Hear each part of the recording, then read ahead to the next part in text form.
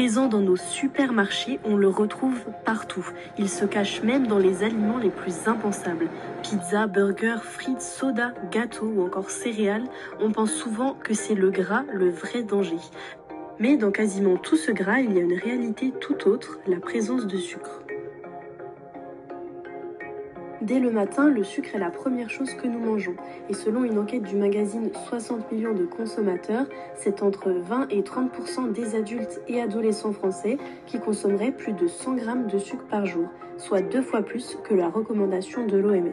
Une consommation bien supérieure à la moyenne mondiale qui s'explique autant par nos habitudes que par l'industrie alimentaire elle-même. Quand les rayons de légumes se font plutôt discrets, les étalages de gâteaux, quant à eux, brillent en plein milieu des allées. Sa surreprésentation est telle que nous sommes poussés à toujours en consommer plus. Et le résultat, on le connaît, fatigue, surpoids, diabète ou encore maladies chroniques. Selon l'INSERM, la prévalence de l'obésité a doublé depuis 1997, passant de 8,5% à 17% de la population française. Une progression nationale qui touche certaines régions plus que d'autres. Les Hauts-de-France enregistrent l'un des taux les plus élevés du pays, avec 22% de personnes obèses. Mais une prise de conscience s'est faite. Face aux excès de sucre, de plus en plus de commerces cherchent aujourd'hui à proposer des alternatives. Sirop d'agave, stevia ou encore sucre de coco, les substituts se multiplient et deviennent un véritable marché. Mais les commerces ne sont pas les seuls. Nous sommes allés à la rencontre de Joseph, restaurateur qui mise sur des recettes allégées en sucre pour préparer ses desserts. J'ai commencé à faire des pâtisseries sans sucre, du mousse au chocolat sans sucre, tout ce qui est fromage, tout ça, on le fait aussi sans sucre, et puis même des fois je le fais fait maison, on ajoute le sucre qui est dans le fruit seulement. Parce que dans notre culture au Liban, on mange beaucoup plus de fruits que des yaourts nature, que les yaourts transformés ou les crèmes dessert ou les trucs comme ça.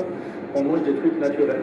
Par exemple, pour fabriquer le mousse au chocolat, je ne mets pas ni stevia ni de édulcorant. Moi, je n'utilise pas ça. Il y a du chocolat qui est sucré déjà. C'est comme le chocolat au lait.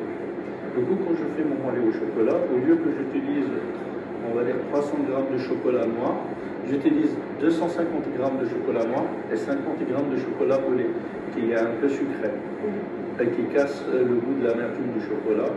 Et bien sûr, du coup, on a le goût sucré dans le moelleux au chocolat. Par exemple, quand je fais mes salades, au lieu d'utiliser des pâtes et des riz, parce que le taux de glycémie de ces pâtes et riz il est élevé, j'utilise le quinoa, qui est mieux pour la santé, et le taux de glycémie il est moins. Et il y a du fibre dedans. C'est-à-dire qu'il est beaucoup mieux que le pâte et le riz. Pareil, le pain par exemple, on achète du pain de boulanger. Avant, au début, je le mettais au frigo pour la conservation, parce que le pain libanais, ça peut se conserver au frigo pendant 5-10 jours, sans aucun souci. Et après, on a découvert, selon les dernières études, comme quoi, en mettant le pain dans le congélateur, l'impact glycémique il est moins élevé qu'un pain frais. Du coup, je mets le pain qu'on achète, au lieu de le mettre au frigo pour le conserver, je mets au congélateur au moins 24 heures. Et après, je le sors pour le réutiliser. Comme ça, l'impact glycémique est moins élevé. Et pareil, par exemple, le riz, pour éviter, ou les pâtes, pour éviter leur indice glycémique qui soit élevé, vaut mieux le cuire 3/4, mais pas à 100%, parce que le taux de glycémie est plus élevé sur le corps humain que quand on cuit moins. Depuis sa création, le sucre a donc dirigé nos quotidiens. Mais c'est à nous, désormais, de reprendre la main sur nos habitudes alimentaires. Et tout commence ici, à l'échelle locale, dans des boulangeries comme celle de Joseph.